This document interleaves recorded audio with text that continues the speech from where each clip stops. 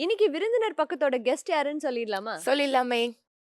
400க்கும் மேற்பட்ட திரைப்படங்களில் விஎஃப்எக்ஸ் தொழில்நுட்பம் மூலமாக நமது கற்பனைக்கு எட்டாத காட்சிகளை நமக்கு காட்சிப்படுத்தி காட்டிய விஎஃப்எக்ஸ் சூப்பர்வைசர் திரு வெங்கி சந்திரசேகர் அவர்களே இன்றைய நம் விருந்தினர். Let's welcome VFX artist Venki Chandrasekhar.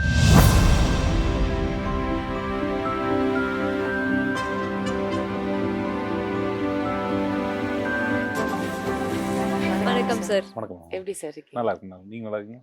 ரொம்ப சூப்பரா இருக்கும். அண்ட் சார், லேட்டஸ்டா உங்களோட படம் ஜாலியோ ஜிம்கானா ரிலீஸ் ஆயிருக்கு. ஸோ உங்களோட ஒர்க்ஸ் எல்லாம் பார்த்து எந்த மாதிரியான காம்ப்ளிமெண்ட்ஸ் உங்களுக்கு வந்துட்டு இருக்கு சார் இப்போ? இது கமர்ஷியல் படம்ன்றதுனால ஸ்பெசிஃபையாக யாரும் விஎஃப்எக்ஸ்ன்னு சொல்லல. ஆனால் அந்த படத்தில் ஒரு ஒரு 30 to 35 மினிட்ஸ் சிஜி ஒர்க்ஸ் இருக்குது. அது ஸ்பெசிஃபையாக அதுன்னு இல்லை. நமக்கு ரோப்ஸு, க்ரீன் மேட்ஸு நிறைய இருந்துச்சு இந்த படத்தில். ஆனால் ஸ்பெசிஃபையாக யாரும் மென்ஷன் பண்ணல இது விஎஃப்எக்ஸ் ஷாட்ஸு அப்படின்னு. மற்றபடி கமர்ஷியல்னால அப்படி ஒரு காமெடியாக அப்படியே போயிட்டுருக்கு படம். விஎஃப்எக்ஸாக ஸ்பெசிஃபையாக சொல்கிற அளவுக்கு அந்த படம் விஎஃப்எக்ஸில் இல்லை. அதனால யாரும் என்ன சொல்லலை. அண்ட் பர்டிகுலரா இந்த படத்துல நாங்க கண்டே பிடிக்க முடியாத அளவுக்கு விஎஃப்எக்ஸ் ஷாட்ஸ் ஏதாவது இருக்கா சார்? விஎஃப்எக்ஸ் ஷாட்ஸ் மீன்ஸ் அது ஒரு சாங் ஒன்று இருக்குது. இன்னும் அது ரிலீஸ் ஆகலை. வீடியோ சாங்ஸ் இன்னும் ரிலீஸ் ஆகலை. அது சாங் ஃபுல்லாகவே க்ரீன் மேட் தான். உங்கள் சாங் ஃபுல்லாக ஒரு ட்ராவல் சாங் ஒன்று இருக்கும் படத்தில். ஃபுல் அண்ட் ஃபுல் க்ரீன் மேட்டில் எடுத்த சாங் அது. அது விஷுவலாக பார்க்கும்போது தெரியும் உங்களுக்கு. அதை பார்த்துட்டு இப்போ சொல்கிறதுனால நீங்கள் கண்டுபிடிச்சிருக்கீங்க. பார்க்கும்போது சொல்லுங்கள். நீங்கள் கண்டிப்பாக பார்க்குறோம் பாருங்கள். ப்ளஸ் படத்தில் நிறைய டெக்ஸ்ட்டு சக்திசிவம் சாரோட படத்தில் எல்லா படத்துலேயும் அந்த காமெடி டெக்ஸ்ட்டு அது எல்லாமே இருக்கும். அது ஃபுல்லாகவே நார்மல் விஎஃப்எக்ஸ் அதெல்லாம். அண்ட் சார், மூவிஸ்ல எல்லாம் வந்து இந்த விஎஃப்எக்ஸ் ஆர்டிஸ்ட் எந்த பார்ட்ல மூவில வந்து என்டர் ஆவாங்க? ஆக்சுவலாக ஆரம்பத்தில் ரொம்ப கஷ்டமான போர்ஷன் விஎஃப்எக்ஸ் என்டர் ஆகிட்டு இருந்தோம். இப்போ பார்த்தீங்கன்னா எல்லா போர்ஷன்லேயும் நம்ம இதோட தலையீடு இருக்க தான் செய்யுது. அது ஏன்னா ஸ்பாட்டில் லொக்கேஷன் பிரச்சனை, வெதர் கண்டிஷன்ஸ் எல்லாம் இருக்குது. க்ரீன் மேட்டில் கண்டினியூட்டி இஷ்யூஸு எல்லாத்தையும் இப்போ நம்ம சால்வ் பண்ணுறது விஎஃப்எக்ஸாக இருக்குது. இப்போ நமக்கு முன்னாடி கொஞ்சம் நான் ஆரம்பிக்கும் போது படத்தில் ஒரு 5 நிமிஷம் 6 நிமிஷம். இப்போ படத்தில் எடுத்தோம்னா 40 மினிட்ஸ் 50 மினிட்ஸ் அந்த மாதிரி தான் சிஜி இருக்குது. சார், அந்த மாதிரி எந்தெந்த பிரச்சனைகள் எல்லாம் வரும் சார் மூவி எடுக்கும்போது? பட்ஜெட் இஷ்யூ, லொக்கேஷனில் அவ்வளோ, ஏன்னா டே நைட்டு. இப்போ ஃபாரஸ்ட் போர்ஷன்னா அந்த உள்ள பர்மிஷன் எல்லாம் இருக்குல்ல, அது நம்ம க்ரீன் மேட்டில் எடுத்து மேட்ச் பண்ணும்போது நமக்கு அது ப்ரொடியூசர் ஃப்ரெண்ட்லி ஆயிருது. நமக்கு பட்ஜெட் ப்ரொடியூசரோட பெட்டாவே வந்துட்டு விஎஃப்எக்ஸ் ஆர்டிஸ்ட் தான். மற்றவங்க எல்லாரும் வந்தா மணி, நீங்க உங்களை யூஸ் பண்ணா மணி கம்மியாகும். இல்லை அப்படி இல்லை, நமக்கும் செலவு தானே பண்ணுறாங்க, சும்மா இல்லை. மற்ற கம்பேர் பண்ணும்போது நமக்கு கொஞ்சம் கம்மியாகும் நமக்கு வந்து. Okay sir. அண்ட் இன்னொரு விஷயம், லைக் நீங்க இந்த இண்டஸ்ட்ரிக்கு வந்து 16 இயர்ஸ் ஆகுது அப்படின்னு சொல்றீங்க. இப்போதான் இந்த ஏஐ, இந்த இன்டர்நெட் இது எல்லாமே எங்களுக்கு ரொம்ப பரபரப்பா இருக்கு. நீங்க எப்படி 16 இயர்ஸ்க்கு முன்னாடி இந்த ஒரு கோர்ஸ் இருக்குன்னு சொல்லி சூஸ் பண்ணி எப்படி நடந்தது அது?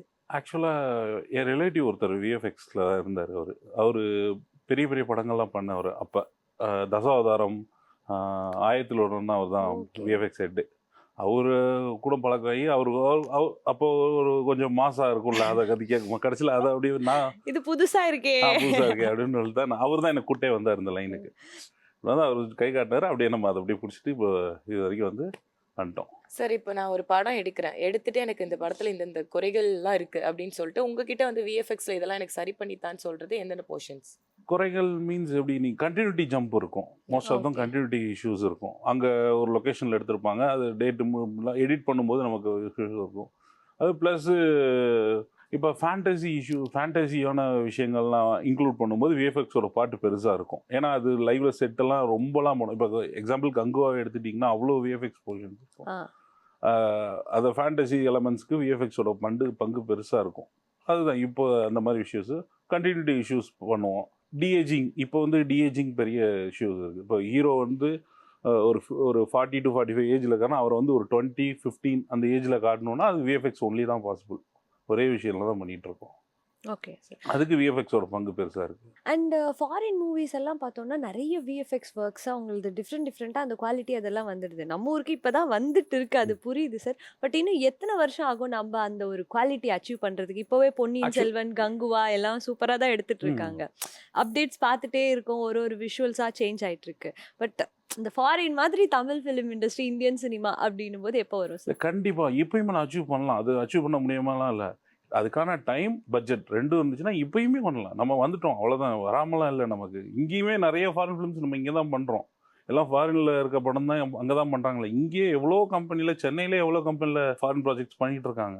ஓகே. அதனால நம்ம அதை அச்சீவ் பண்ண முடியாமலாம் இல்லை. அதுக்கான பட்ஜெட் டைம் ரெண்டும் கொடுத்தோம்னா கண்டிப்பாக நமக்கு பண்ணலாம். அந்த அளவுக்கு ஒரு ப்ராடா செலவு ஆமா, பண்ற ஆமா. ப்ரொடியூசர் தேவை. கண்டிப்பாக இல்லை, ஓகே. இப்போ வந்துக்கிட்டு தான் இருக்காங்க ப்ரொடியூசர்ஸ். இப்போ கொஞ்சம் டைம் கொடுக்குறாங்க, பண்ணுறாங்க. பட்ஜெட் எடுத்து நல்லா பண்ணுங்க, குவாலிட்டி அச்சீவ் பண்ணுங்க அப்படின்னு. ஏன்னா இப்போ ஆடியன்ஸும் கேட்க ஆரம்பிச்சிட்டாங்களா, அடுத்து என்ன நீங்கள் பண்ண போகிறீங்க. ஆடியன்ஸ்க்கு எல்லாமே ஆடியன்ஸ் தெரியுது. ரிவ்யூலே சொல்கிறாங்க விஎஃப்எக்ஸ் சரியில்லை அப்படின்றாங்க. ஒரே வாரத்தில் சொல்லிடுறாங்க விஎஃப்எக்ஸ் சரியில்லை. இப்போ ரீசெண்டாக என்னப்பா அதெல்லாம் ஒன்றுமே இல்லையாப்பா அப்படின்றாங்க. ஏன்னா ஆடியன்ஸும் இப்போ அப்படி இறங்கிட்டாங்க. அதை அச்சீவ் பண்ணும்போது டைம் பட்ஜெட் ரெண்டு தான். Time most of them time. உண்மையிலே விஎஃப்எக்ஸ் ஒரு ஷார்ட்டுக்கு நம்ம ஒர்க் பண்ணோன்னா டைம் கண்டிப்பாக வேணும். அதுக்கான பட்ஜெட்டும் தேவைப்படும். டைம் எடுக்கும்போது மந்த்லி அப்படியே போகும்போது சேலரி எல்லாம் இருக்கும்போது பட்ஜெட்டும் ஆயிருக்காது. ரொம்ப அதிகமாகும். சார் இப்போ நீங்கள் விஎஃப்எக்ஸ்ன்னு எடுத்துக்கிட்டா இதெல்லாம் நான் ஈஸியாக பண்ணிடுவேன், இதெல்லாம் எனக்கு பண்ணி முடிக்க ரொம்ப சேலஞ்சிங்காக இருக்கும் அப்படின்றது எதெல்லாம்? விஎஃப்எக்ஸில் ஒரு சிம்பிள் க்ரீன் மேட் காம்பிங்னா பண்ணிடலாம். ஓரளவுக்கு பேக்ரவுண்ட் சேஞ்சு, இந்த மாதிரி சாங்கு, ட்ராவலு, இப்போ காரில் அதெல்லாம் மோசம் தான். இந்த கிரியேஷன்ஸாக இருக்குல்ல, அனிமல்ஸு, இந்த மாதிரி கிரியேட் 3D, அதாவது 3D அனிமேஷன்ஸ்னு சொல்லுவோம். 3D கேரக்டர்ஸ் ஜென்ரேட் பண்ணுறதுன்னு சொல்லுவோம். அது கிரியேட் பண்ணுற ரொம்ப சேலஞ்ச். இப்போ அயலான் எடுத்துட்டிங்கன்னா, அதனால தான் அயலான் இவ்வளோ நாள் எடுத்து அந்த 3D கேரக்டர்ஸு ரெடி பண்ணி அதை மேட்ச் பண்ணி லைட்டிங் மேட்ச் பண்ணி ரெண்டர் பண்ணி எடுக்கிறதுக்குள்ளேயே டைம் எடுத்துரும். மேட்ச் பண்ணி ரெண்டர் பண்ணி அது பெரிய ப்ராசஸ் அது. சார், இது வரைக்கும் நீங்க நிறைய படங்கள் ஒர்க் பண்ணியிருப்பீங்க. இந்த மாதிரி 3D கேரக்டர் நீங்க கிரியேட் பண்ணது அந்த மாதிரி படங்கள் ஏதாவது இருக்கா சார்? நிறைய படம் பண்ணிகிட்ருக்கோம். நம்ம ஒரு ராம்சரண் சார் படத்தில் ஒரு சீட்டாலாம் பண்ணோம். அதுக்கெல்லாம் எனக்கு அந்த சீட்டா கிரியேட் பண்ணவே 1 month ஆயிடுச்சு. எனக்கு 1 month எடுத்துருச்சு அதோட டீட்டெயிலிங் ஒர்க் பண்ணுறது. இப்போ ரீசெண்டாக ஒரு ப்ராஜெக்ட் ஒன்று, பெரிய ப்ராஜெக்ட் ஒன்று இருக்குது. அது நான் அனௌன்ஸ் பண்ண முடியாது, அவங்க தான் பண்ணணும். அது வரும்போது உங்களுக்கு தெரியும் விஎஃப்எக்ஸ் எவ்வளோ டைம் எடுக்கும். மேபி இதே செட்டில் இன்னொரு இன்டர்வியூ கூட கொடுக்குறேன். அந்த படம் ரிலீஸ் அனௌன்ஸ்மெண்ட் வந்ததுக்கப்புறம் அதுக்கு பெரிய ஒர்க் இருக்குது, விஎஃப்எக்ஸோட ஒர்க் இருக்குது. சார் இப்போ நீங்கள் சீட்டா கேரக்டர் வந்து நீங்கள் கிரியேட் பண்ணிட்டீங்க, பட் அதுக்கு உண்டான எமோஷன்ஸ்லாம் எப்படி சார் நீங்கள் இப்போ? அதுதான் 3D கேரக்டர் மாடலிங் சொல்லுவோம். கிரியேட் பண்ணுறது மாடலிங், லைட்டிங், டெக்ஸ்சரிங். அதை கிரியேட் பண்ணி அது கலரு இதெல்லாம் கொடுக்குறது, இது ஃபர்ரு எல்லாம் கொடுக்குது. அதை அனிமேட் பண்ணணும். அதை போன்ஸ் வச்சு, அது இப்படி நடந்தா, சீட்டா நடந்தால் இப்படி தான் இருக்கும், சீட்டா ஓடனா இப்படி தான் இருக்கும். அது போனை வச்சு ட்ரிக் பண்ணி அனிமேட் பண்ணணும். அனிமேட் பண்ணி காம் பண்ணுற அது ஒரு ப்ராசஸ் இருக்குது. அது ஒரு பெரிய ப்ராசஸ் இருக்குது. ஸோ ஒரு ப்ராசஸ் கம்ப்ளீட் பண்ணி ரெண்டர் போட்டு நம்ம பார்க்கணும். அதுதான், அதனால தான் அந்த 3Dயோட ஒர்க்கு பெரிய ஒர்க்கு. அது ஒரு ஷார்ட் ஒர்க் பண்ணணும்னா ஒரு மினிமம் 6 பேராக அதில் ஒர்க் பண்ணணும். ஓகே. 6 பேர் கிரியேட் பண்ணணும். லைட்டிங் ஒருத்தர் வைக்கணும், டெக்ஸ்சரிங் ஒருத்தர் பண்ணணும், ரிகிங் ஒருத்தர் பண்ணணும், அனிமேட் ஒருத்தர் பண்ணணும். ஃபைனலாக காம்புன்னு ஒரு டிபார்ட்மெண்ட் இருக்குது. அந்த டிபார்ட்மெண்ட் வந்து நீங்கள் லைவ் ஷூட் பண்ணாத தூக்கிட்டு வந்து 3D கேரக்டரில் இம்போர்ட் பண்ணி மேட்ச் பண்ணி இங்கே கேரக்டர் ரோட்டோ போட்டு எடுத்து தூக்கி வைக்கிறதுக்குள்ள அது பெரிய. சார், நீங்கள் இப்போ சொன்னீங்கல்ல இந்த சீட்டா வந்து கிரியேட் பண்ணோம் அப்படின்ட்டு, அது டோட்டலாக எத்தனை பேர் அந்த சீட்டா கிரியேட் பண்ணி அதை அனிமேஷன் பண்ணுற வரைக்கும் ஒரு அவுட்புட் வர்றதுக்கு எத்தனை பேர் ஒர்க் பண்ணியிருக்காங்க? அதான் ஒரு ஷார்ட்டுன்னு வச்சிங்கன்னா 6 பேர் மினிமம் ஒர்க் பண்ணுவாங்க ஒரு ஷார்ட்டுக்கு. அது பார்க்கும்போது தான் உங்களுக்கு அந்த ஒரு அவுட்டு ஃபீல் நல்லா இருக்கும். சார் இப்போ சீட்டா பற்றி நம்ம பேசிகிட்டு இருந்தோம் இல்லையா, அதே மாதிரி நீங்கள் கல்வன் படத்தில் யானையை வச்சு கூட நீங்கள் நிறைய விஎஃப்எக்ஸ் பண்ணியிருக்கீங்க. ஸோ அதை பற்றி சொல்லுங்கள். அதில் வந்து கிரியேட் பண்ணல, அது ப்ளூ மேட்டில் தனியாக ஷூட் பண்ணிவிட்டு யானையை அங்கே போஸ்ட் பண்ணோம். நம்ம இம்போர்ட் பண்ணோம். நாங்கள் இங்கே தனியாக ஷூட் பண்ணிவிட்டு க்ரீன் மேட் ஸ்டுடியோவில் வச்சு ஷூட் பண்ணிவிட்டு தனியாக அந்த ஆக்ஷனை தூக்கி அங்கே லைவ் அங்கே ஜிவி பிரகாஷாக இருக்கிற ஷாட்டில் மேட்ச் பண்ணி பண்ணோம். அது பார்த்தீங்கன்னா உங்களுக்கே தெரியாது, அது யாருமே இன்னும் சொல்லலை, அது யாரும் கண்டுபிடிக்கல. அது அப்படிதான் பண்ணும். அது சார், இந்த மாதிரி கிரியேட் பண்றது 3D மாடல்ஸ் அப்படி மட்டும் தான் பண்ண முடியுமா, இல்ல வந்து ஸ்கின்ஸ்ல ஏதாவது நம்ம சேஞ்சஸ் பண்றது கூட விஎஃப்எக்ஸ்ல நம்ம பண்ணலாம்? அது பேர் ஃபேஸ் பியூட்டின்னு சொல்லுவோம். அது ஃபேஸ் பியூட்டி. ஃபைனலா எண்ட் ஆஃப் தி டே பாக்கும்போது கொஞ்சம் ரிங்கிள்ஸ் இதெல்லாம் இருக்கும், அதெல்லாம் டச் பண்ணி நிறைய ஆர்டிஸ்ட் அவ்வளோ செலவு பண்ணி பாடி மெயின்டைன் பண்ணாலும் அவங்களுக்கு கூட ரிங்கிள்ஸும் பிம்பிள்ஸும் இல்ல. இருக்கு. அவங்களும் நார்மல் ஹியூமன் தானே, அதுல எப்படி இருக்கா? Common problem. அது ஒன்றும் பண்ண முடியாது நமக்கு. அதுக்கு டச் பண்ணி ஏண்டாவதே எடுக்கும்போது பெரிய ஸ்க்ரீனுன்னு வரும்போது நம்ம ஷூட் பண்ணும்போது சின்ன மானிட்டரில் பார்ப்போம், ஒன்றும் தெரியாது. பெரிய ஸ்க்ரீனுன்னு வரும்போது அது தெரிஞ்சிடும். அதை எடுத்து நிறைய இது எடுத்துருக்கோம். ஏன்னா எங்களுக்கு இது வந்து புதுசா தெரியுது. எடிட் பண்ணுவோம், நாங்களும் ஃபில்டர்ஸ் எல்லாம் போடுறோம். பட் ஆர்டிஸ்ட்னும் போது அவங்க அவ்வளோ பைசா கொடுத்து மெயின்டைன் பண்ணுவாங்க நாங்கள் எதிர்பார்த்தோம். இல்ல கண்டிப்பா பண்ணுவாங்க. பண்ணாமலாம் இல்ல. அவங்க பண்ணாம எப்படி இருக்க முடியும்? பட் இருந்தாலும் அந்த இருந்தாலும் அது சின்ன சின்ன சின்ன விஷயங்கள் இன்னும் விஷயம் கொஞ்சம் கூட அத என்ஹான்ஸ் பண்ணி ரொம்ப குடுக்கும். கன்சர்ன் பண்ணுவாங்க. இன்னும் கொஞ்சம் என்ஹான்ஸ் பண்ணி குடுக்கும் அது. சார் அந்த மாதிரி வந்து நீங்க யாருன்னு பேரெல்லாம் சொல்ல வேண்டாம். அந்த மாதிரி ஆக்டர்ஸ் உங்ககிட்ட சொல்றாங்களா? எங்களுக்கு கொஞ்சம் பியூட்டியா இன்னும் கொஞ்சம் பியூட்டியா பண்ணி இல்ல கொடுங்க அந்த வாய்ப்பு இல்ல. மாதிரி. ஆக்டர்ஸ் சொல்ல மாட்டாங்க. அந்த ஆக்டர்ல மாதிரி எல்லாம். ஆக்டருக்கு நமக்கு கம்யூனிகேஷன் இருக்காது. டைரக்டர், ப்ரொடியூசர், கேமராமேன் 3 பேரோட கால் தான் அது. ஓகே. 3 பேரோட கால் தான். அவங்க சொல்றது தான் நமக்கு. அண்ட் காந்தாரி படத்துல வந்து நீங்க விஎஃப்எக்ஸ் பண்ணியிருக்கீங்கன்னு ம். கேள்விப்பட்டோம் சார். ஸோ எந்தெந்த இடத்துலலாம் உங்களோட கைவண்ணத்தை நாங்க பார்க்கலாம்? லைக் கண்டே பிடிக்க முடியாது அப்படின்ற மாதிரி. இல்ல அது ஹாரர் ஃபிலிம்னால அதுல நெறைய விஎஃப்எக்ஸ் ஒர்க் இருக்கு. அதுல அது பார்த்தா தெரிஞ்சிரும் உங்களுக்கு. வவ்வா, க்ரோ அனிமேஷன் இருக்கும். ஸ்னேக் ஒண்ணு இருக்கும். ஸ்னேக் கொஞ்சம் நல்லா பண்ணோம். பேட்ஸ் இது மாரி நெறைய இருக்கும் படத்துல. நீங்க பாருங்க. அத நான் சொல்லிட்டேன். அப்புறம் என்ன சுவாரஸ்யம் இருக்க போகுது. சஸ்பென்ஸ் போயிடும். ஆமா. படம் பாருங்க. சார் நீங்க 400+ மூவிஸ் பண்ணியிருக்கீங்க இல்லையா? நீங்க பண்ண மூவிஸ்லயே வந்து நீங்க இந்த படத்துக்கு விஎஃப்எக்ஸ் பண்ணீங்க அப்படின்னு தெரியாத அளவுக்கு ஏதாவது மூவிஸ் இருக்கா? ஆக்சுவலா அதுதானே சேலஞ்சு நமக்கு. தெரியாத அளவுக்கு இருக்கிறது தான் சேலஞ்சு. யாருக்கும் ஆடியன்ஸ் தெரியாம இருக்கணும் நமக்கு. விஎஃப்எக்ஸ் இந்த படத்துல இல்லைன்னு தெரியாதது தான் சேலஞ்சு. அது ஆடியன்ஸ்க்கு தான் தெரியும். எனக்கு தெரியாது. இன்னும் அது யார் என்கிட்ட வந்து இந்த படத்துல இந்த விஎஃப்எக்ஸ் பண்ணீங்களா அப்படின்னு கேட்கல. ஆனா எனக்கு தெரியும். எனக்கு இந்த படத்துல இந்த ஷாட் நான் நாட் ஒன்லி நான் பண்ண படம்னு இல்லை. யார் பண்ண படம்னாலும் எனக்கு பார்த்தோன்னா தெரிஞ்சிடும். இந்த ஷாட் விஎஃப்எக்ஸ் ஷாட்டு. ஏன்னா அது பிளண்டிங்ல தெரிஞ்சிடும் எங்களுக்கு. ஆஸ் அ டெக்னீஷியன்ஸ் எங்களுக்கு தெரிஞ்சிடும். ஆடியன்ஸ் அதை எப்படி இது பண்றாங்கன்னு தெரியல. அப்படி உங்களுக்கு தெரிஞ்ச சில படங்களை சொன்னீங்கன்னா நாங்களும் அப்படியே கேட்டு பார்த்து இல்ல தெரிஞ்சுப்போம். அது சொல்ல உங்களோட அப்கமிங் ப்ராஜெக்ட் மின்மேன் பத்தி சொல்லுங்க சார். அது ஃபுல் லென்த் அனிமேஷன் மூவி. அது பிரபுதேவா சார் இதே ஜாலியோ ஜிம்கான ஹீரோஸ் பிரபுதேவா சார் வச்சு தான் பண்ணிருக்கோம். நம்ம ஃப்ரெண்டு தான் அவர் தான் ப்ரொடியூஸ் பண்ணுறாங்க. அவங்க டீம் விஎஃப்எக்ஸ் பண்ணுறாங்க. நம்ம அவங்கள சப்போர்ட் பண்ணிக்கிட்டு இருக்கோம். படம் பாருங்கள். ஃபுல்லாக ரெடி ஆகிட்டு இருக்கு. Almost ready. படம் ஃபுல்லாக ஒரு ஷாட்டு கூட லைவ் கிடையாது. எல்லாமே 3D full shots. And full animation. Full and full animations 3D generator shots எல்லாமே. அது பாருங்கள். நல்லா இருக்கும் அந்த படம். நமக்கு தமிழில் அந்த படம் வந்து ஒரு பெரிய டஃப்பாக இருக்கும். கண்டிப்பாக பேசப்படும். ஸோ அனிமேஷன் அப்படின்னு வரும்போது ஏதாவது லைக் எந்த மாதிரி சப்ஜெக்ட்ல இருக்கும் சார்? அது சூப்பர் ஹீரோ சப்ஜெக்ட். பேட்மேன் மாதிரி ஒரு படம் ஓ வரும். அந்த அந்த மாதிரி மாதிரி வரும். இருக்கிறது. ஓகே. ஃபுல்லாக மோஷன் கேப்சர் பண்ணி சென்சார்ஸ் வச்சு ஒரு ஆளை நடக்க வச்சு அந்த சென்சார்ஸை தூக்கி நம்ம 3D கேரக்டர் இம்போர்ட் பண்ணி அப்படி தான் பண்ணியிருக்கோம் அந்த படம். அண்ட் சார் ரொம்ப நாளாவே வந்துட்டு சினிமால ஒரு ஆர்ட் டைரக்டர்னு செட் போடுவாங்க. அவங்க தான் அந்த என்விரான்மெண்ட்டே கிரியேட் பண்ணுவாங்க. ம். ஸோ என்னைக்கு வந்து விஎஃப்எக்ஸ் வந்துச்சோ அப்பத்துலேருந்து இந்த ஆர்ட் டைரக்டரோட ஒர்க் வந்து அங்கங்கே கொஞ்சம் இல்லைனாலும் கம்மி பண்ணுறீங்க. ம். இப்போ பார்த்தா உங்களுக்கே டஃப் கொடுக்குற மாதிரி ஏஐ இந்த மாதிரி நிறைய விஷயங்கள் எல்லாம் வந்துட்டு இருக்கு புதுசு புதுசா. ம். நீங்க நினைக்கிறீங்களா லைக் இது வந்து விஎஃப்எக்ஸ் ஆர்டிஸ்டோட ஒர்க்கை கம்மி பண்ணும் இந்த ஏஐ எல்லாம் அதுவாகவே கேரக்டர் ஜென்ரேட் பண்ணும் ஃபியூச்சர்ல அந்த மாதிரி எல்லாம்? இல்லை அப்படிலாம் நான் என்னைக்குமே நினைக்கல. ஒரு அட்வான்ஸ் டெக்னாலஜி வந்து தான் ஆகணும். இப்போ ஸ்கெட்சு வரைஞ்சிட்டு இருந்தாங்க ஃபஸ்ட் ஸ்டூடியோவில். இப்போ அதுக்கப்புறம் சிஸ்டமில் ஃபோட்டோஷாப்பில் வரைய ஆரம்பித்தாங்க. அப்புறம் அதை அனிமேட் பண்ண ஆரம்பித்தாங்க. அது டெக்னாலஜி வந்துட்டு தான். அதுக்கு நம்ம எப்படி அடாப்ட் ஆகிறோன்ற பொறுத்து தான் இருக்குது. நம்ம அதே இடத்துல ஏஐ வந்து எங்களுக்கு டஃப்லாம் கொடுக்கல. நாங்களும் ஏஐ யூஸ் பண்ணுறோம்.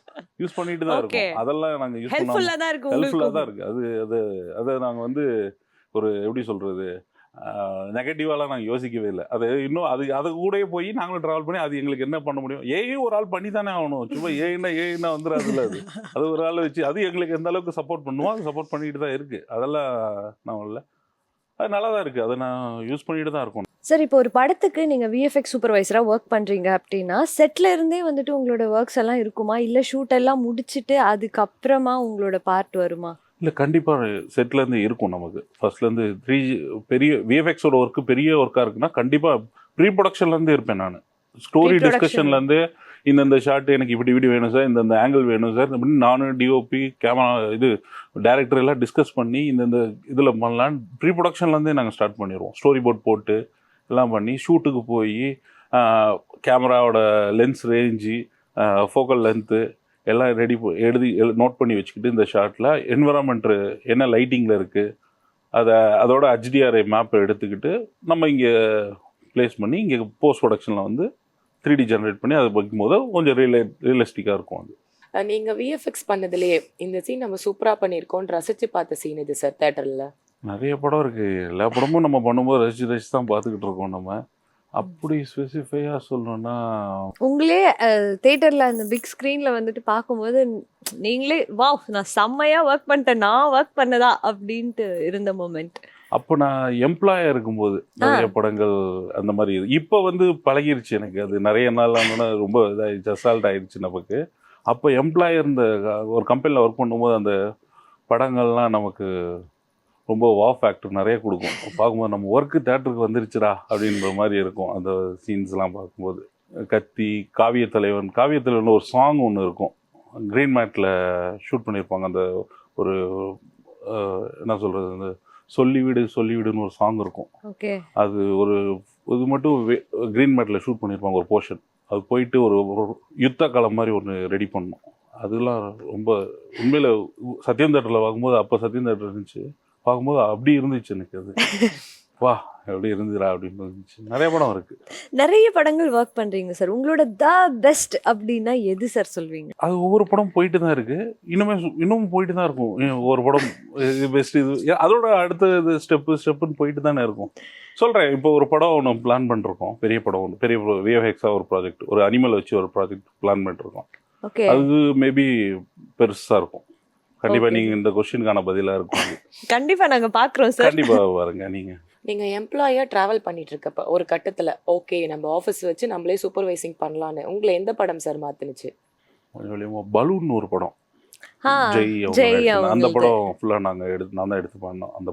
அந்த படம் எனக்கு அடுத்த தனியாக போய் சூப்பர்வைசிங் பண்ணி ப்ராஜெக்டை ஹேண்டில் பண்ணுற ஃபுல் ப்ராஜெக்ட் ஃபுல்லாக நான் பண்ணி செட்லேயே ரொம்ப நாள் அவங்க கூடயே ட்ராவல் பண்ணி நிறைய நாள் இருந்தேன். அந்த படம் எனக்கு ஒரு நல்ல சேஞ்ச் கொடுத்துச்சு. அந்த படம் கண்டிப்பாக அந்த படம் எனக்கு டேரக்டருக்கு ரொம்ப தேங்க்ஸ். சினீஸ்னு ஒரு டேரக்டர் ரொம்ப ஹெல்ப்ஃபுல்லாக இருந்தார்.